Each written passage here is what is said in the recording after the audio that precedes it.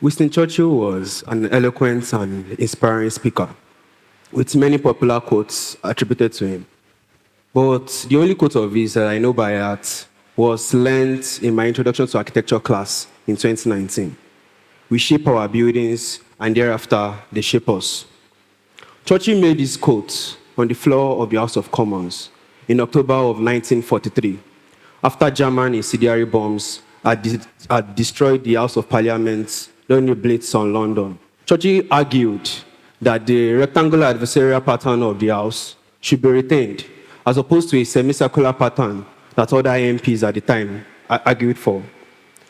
Churchill believed that this pattern of the House sustained the essence of British parliamentary democracy, with Tory MPs on the left and Labour MPs opposing them, literally.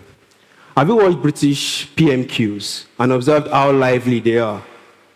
You feel the energy in the room and feel the weightiness of the matters being discussed. And then tuned into channels and saw plenary sessions of the Nigerian Senate. You saw plenary sessions from the Nigerian Senate and wondered how empty, not just the halls felt, but the very words of the senators. There are many reasons you can identify for these differences in the plenary sessions of these houses. But for me, one identifiable one is the architecture. Remember, we build our buildings, and thereafter, they build us. In architecture, we have many definitions for architecture. And because of its multivarious manifestations, these definitions often tend to be opposing. But for context of this talk, we'll be applying a definition by Tom Main. He defines architecture as some sort of social interaction and some sort of communication between people.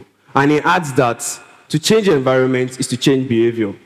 This reminds me of a class that we had in 200 level where we were asked to define architecture. And I said, rather spontaneously, that architecture is life. What an answer. And I was asked to expatiate. And I went further to say that architecture is life because it is the venue in which life happens. Think about it. Everything we do physically depends on architecture. And I say that it defines the way we live, we move, and have our being. Let's start here in Obafemi Memorial University campus. This campus is a testament to this idea of architecture. The founding fathers knew that the way a university is shaped defines in no small ways the kind of university it is.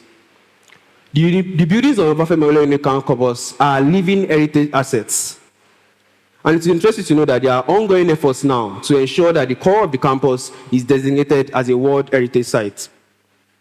A professor in the Department of Architecture, Professor Babatunde Jayoba, once expressed that it is impossible to sufficiently appraise modern architecture without due reference to the architecture of this campus. Don't mistake modern architecture to mean new or current architecture as the word modern must suggest. Instead, modern architecture is a type of architecture that's evolved from the international style of the 1930s. When we look around this campus, we see buildings that define what I call an architecture that creates a great sense of place. The buildings on Obafemi Memorial University campus are not heritage assets just because they are great works of modern architecture. Almost every first generation university in Nigeria have buildings like this, but not like this. The buildings on Obafemi Memorial campus are special because of how they effectively respond to the climate, how they adapt perfectly to the topography, and their unique expression of Yoruba cultural arts and expression. Now, let us look at the past. What did we have in the past? You will see, to look at the past, let us look at the Faculty of Arts building, the Humanities building. Looking at this building was one of the first buildings designed and built by Ariel Sharon, the Israeli architect that worked on Obafemi Memorial University campus. You see how the corridors on these buildings are entirely shaded. This is caused by the inverted pyramidal structure that Ariel Sharon adopted for this building. This ensures that there is no direct sunlight entering into this building, ensuring that the users are thermally comfortable inside. I'm sure that we all have experienced the torture that is Ife's son and got to admin or social sciences basement and felt instant relief on our body. This, ladies and gentlemen, is the power of architecture. It shapes us physically. As a freshman on this campus, and even as a master's student now, I look at Ojo-Ibukun Hall, and I feel that I can do things that are bigger than myself. This is how architecture shapes us psychologically. This is why what we build and how we build it matter.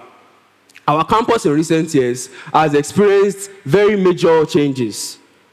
The most notable one among them is the new campus gate. The new campus gate was selected from a student design competition in 2018. Unfortunately, it's a total divergence from the original modernist idea of our founding fathers here. I'll leave you at the end of this talk to decide if we needed a new gate after all. Let's talk about the campus core of Obafemi University campus. Our campus core was envisioned as the academic and administrative core of this campus. It is the area that you arrive at when you come into the university from Road 1. We see here the Senate building, its extension. Many of us don't know that the extension was originally not planned, but it later had to be built. The Ojo-Ibukun Hall, we see the Ezekiel Oluwasomi Library, we see our assembly ground that we all call motion ground. We see the social sciences buildings that is opposite us now. We see the Faculty of Education. This place creates an environment that shapes the users, academics and students alike creatively. It shapes their behavior in very, very small ways and in profound ways that impacts the university and even the nation at large when looked in the grander scheme of things. Let us compare this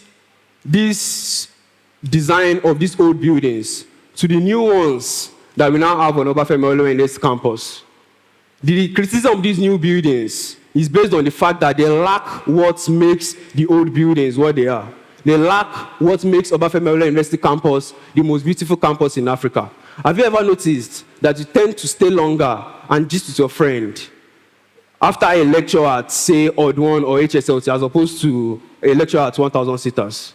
This is how architecture shapes us. I'd like us to return to the campus core and experience how Yoruba cultural art is expressed in the buildings, in abstract art on Ojo-Ibukun Hall and on the motion ground, and even on the texture of the buildings, which is a reference to the Ojo-Ibukun bronzed. And even these gates, very interesting gates that leads to the Senate building, which is a human-like structure that raises its head up as a reference to a search of knowledge, which the university is about. We can talk all we want, but it is clear that we are at the risk of losing what we have in Obafemi University campus. As such, it is very important that our university management and every other related organization rise to the occasion and ensure that we preserve the buildings that we have. This old treasure trove of modern architecture, ensure that we preserve it for the next generation to come. And ensure that the new buildings that are being built are built to ensure that they keep up with the standard of the old. You see, at a level, what architecture really does to us can only be felt and cannot be sufficiently expressed. Regardless, there is enough multidisciplinary study to show that our buildings shape us in no small ways. A prime example is the work of Kevin Lynch, The Image of the City, published in 1960, that tells us that how easy it is for us to navigate our environment directly impacts how we create mental maps, which directly shapes our sense of security, our sense of place, and how much we can be creative in the place that we are. You see, I'd like to end this talk with another quote, with another definition of architecture by one of my favorite architects, Louis Kahn. He defines architecture as a ponderous creation of spaces. Can we ponder on that for a moment? The ponderous creation of spaces. Architects do not just create space for the sake of it. In this pondering, we create spaces that have never existed. We create feelings that you have never felt before. And we create opportunities for you to create things that you have never created before. In the end, we give you a life that you might otherwise have not been able to live. In all of this, I see over and over again that we shape our buildings and thereafter they shape us.